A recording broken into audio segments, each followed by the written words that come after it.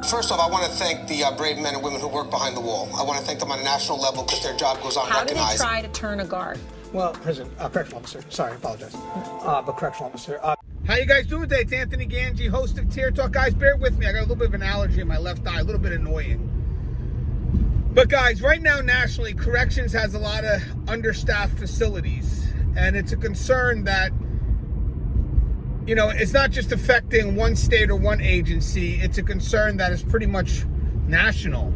And there are some agencies that are trying to make an effort to correct the problem, you know, creating incentives that invite qualified people for the job. Also, better incentives to keep people on the job, maintain the good qualified staff that we have. But there's some efforts, to me, that are cutting corners. And basically, they're more worried about the quantity over the quality.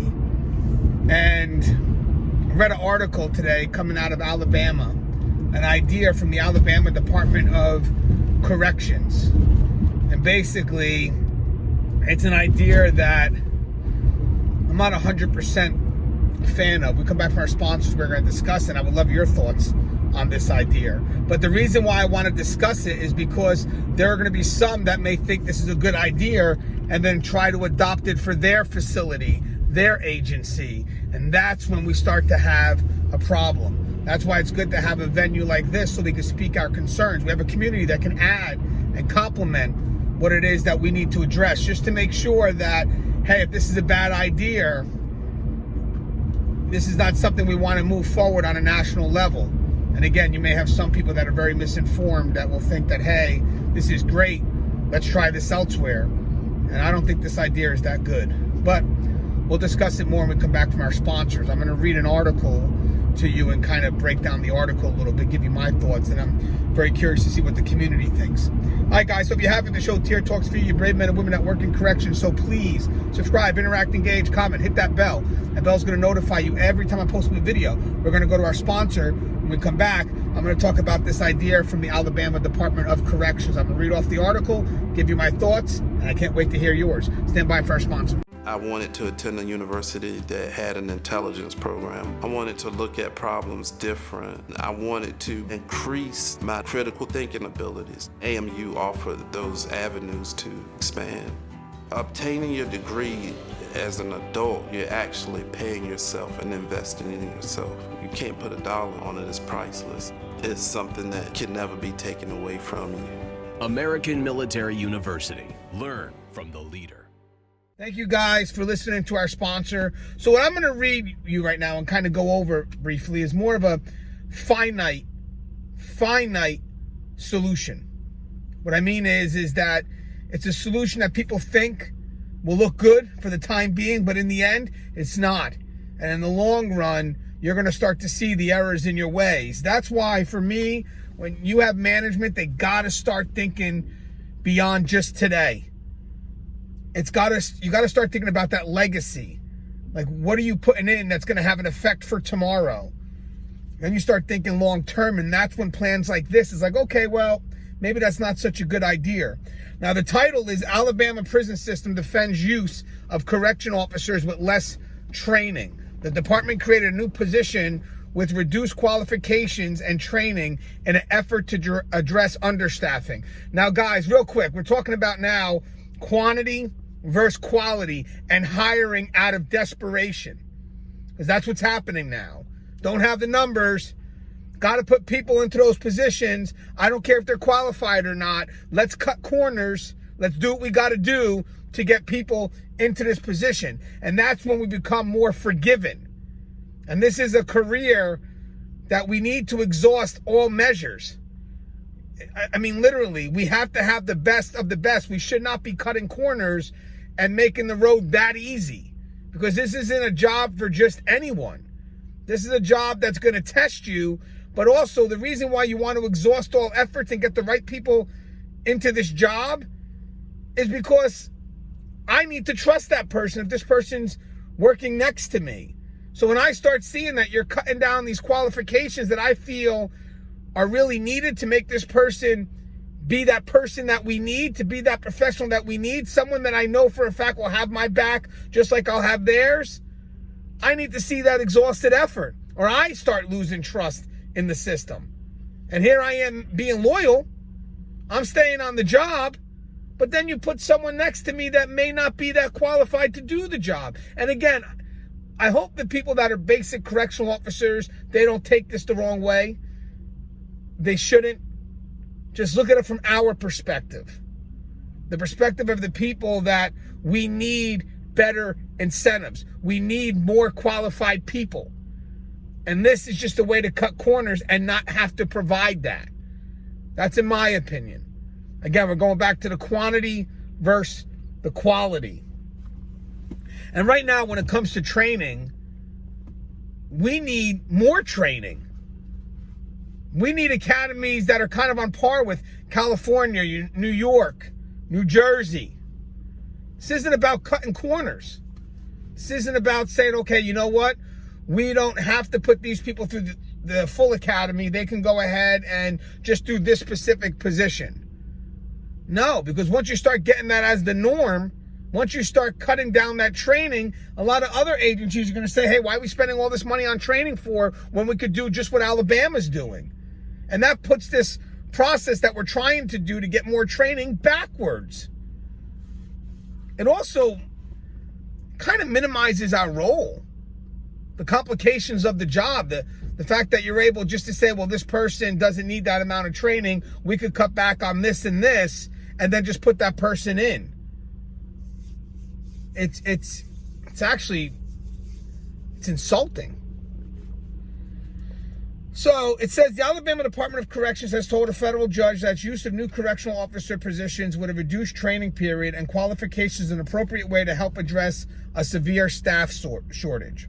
The information came in on December 20th of 2019 by the ADOC to an order from U.S. District Judge Myron Thompson to provide a comparison of qualifications between correctional officers and the new position called Basic Correctional Officers, or BCOs. BCOs. The Alabama Department of Corrections said basic correctional officers are qualified to supervise inmates and dormitories, search inmates, maintain order, and handle other responsibilities involved in managing prisoners, except those that involve the use of a firearm, such as perimeter security posts and transporting inmates, which, by the way, is part of a correctional officer's duty. Part of a correctional officer's duty is to do the perimeter checks, is also to go out on transports. You can't just separate duties and say, well, you know what? These are the things we don't think they need, so we'll just not have them trained on that and just send them in for this. That's not how this world works. When you get trained as a correctional officer, it's supposed to be all-encompassing. Everything that makes a correctional officer, the possible positions that you're going to have to play, these are the things you're going to have to be trained for. Can you do these positions? Let's find out. Let's find out. But having said that, imagine being the supervisor of an understaffed facility and you don't know where you could put people. You know, can I put this person there? No, they're a BCO, so I don't have someone else. What's going on? How do I maneuver? If you put someone in that correctional facility, then the supervisor should be able to know that I can utilize that person to 100%. That's it. The person is trained. They're able to do the job because they're a fully trained correctional officer. Because what happens here, guys, is eventually, in my opinion, I could be wrong, people are going to slip through the cracks.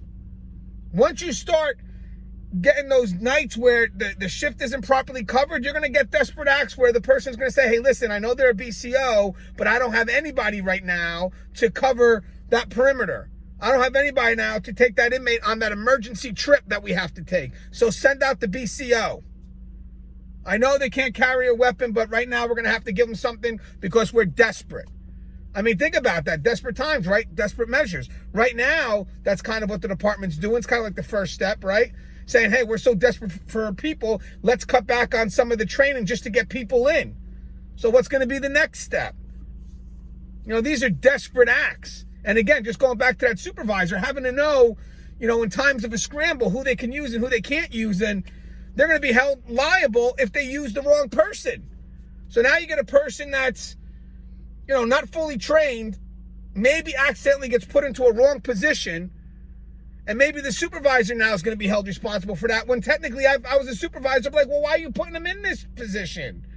Why are you putting them in the field of corrections? They're not fully trained. You're making me liable. The staffing shortage is a long-standing issue in the federal lawsuit filed in 2014 over medical care, mental health care, and accommodation for prisoners with disabilities. I want to move a little further. We don't have to read the whole thing here.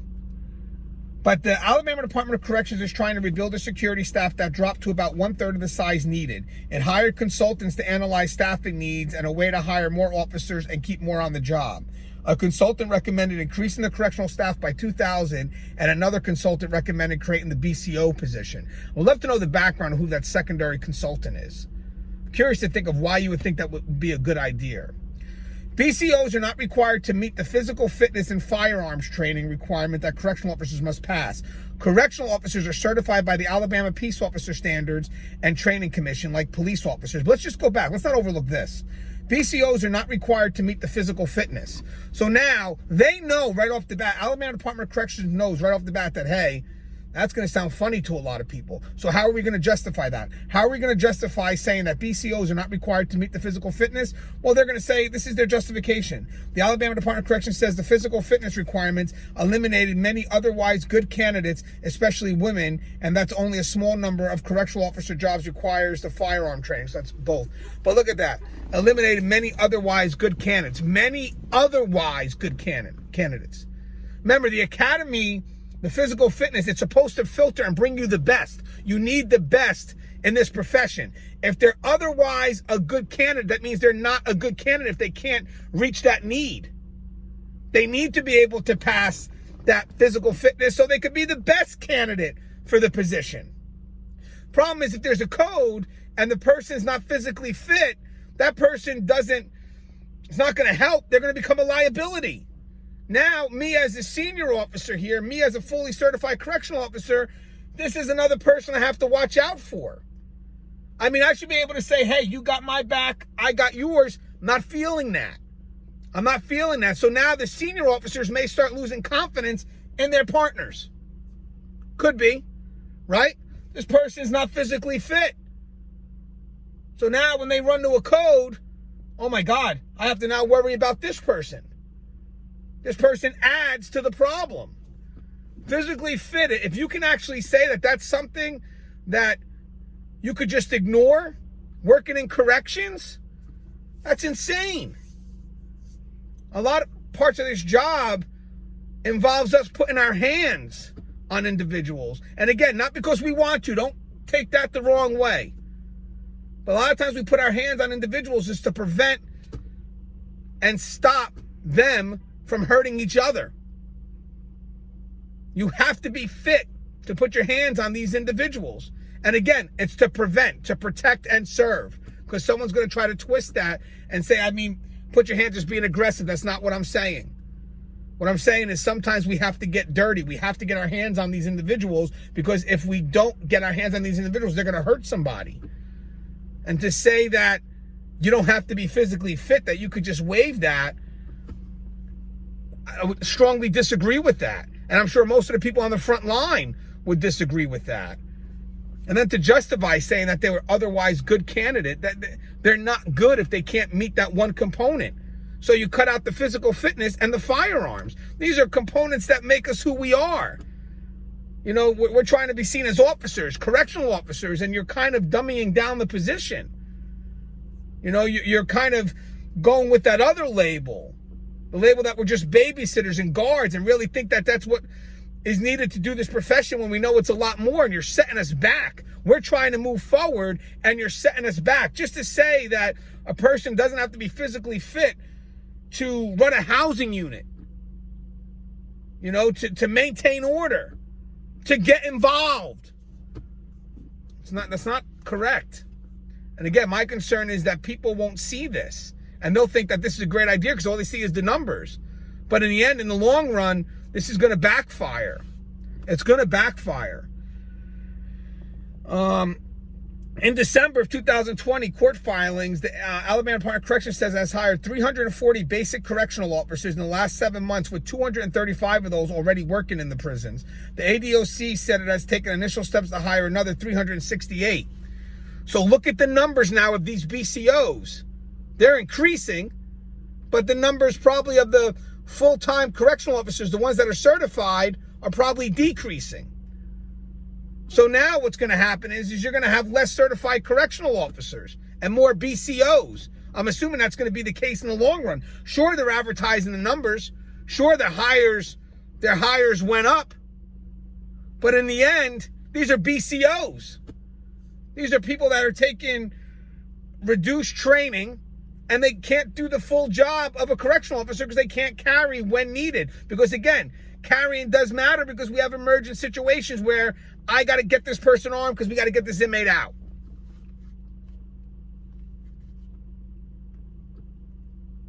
Last thing, BCOs receive 240 hours of training at the academy.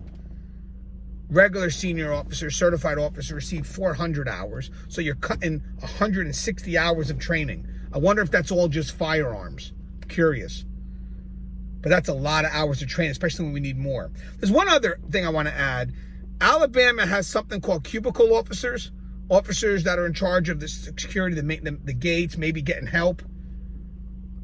I know very little about them because there's not much in here. But for me, you got to invest in full-time certified officers. Officers that can do the job and step up. Officers that as a supervisor, I know I can put them in this position. Once that officer makes it behind the wall, they should be able to be utilized at 100%. Because first off, that brings confidence amongst the troops, but also that helps their supervisor be able to get the job done instead of having to scramble, which delays their ability to get to that emergent need. Well, I'm curious about your response. What's your thoughts on this? As always, the show is Tier Talk. If you haven't, please subscribe, interact, engage, comment, hit that bell. Bell's going to notify you every time I post a video. Stay safe.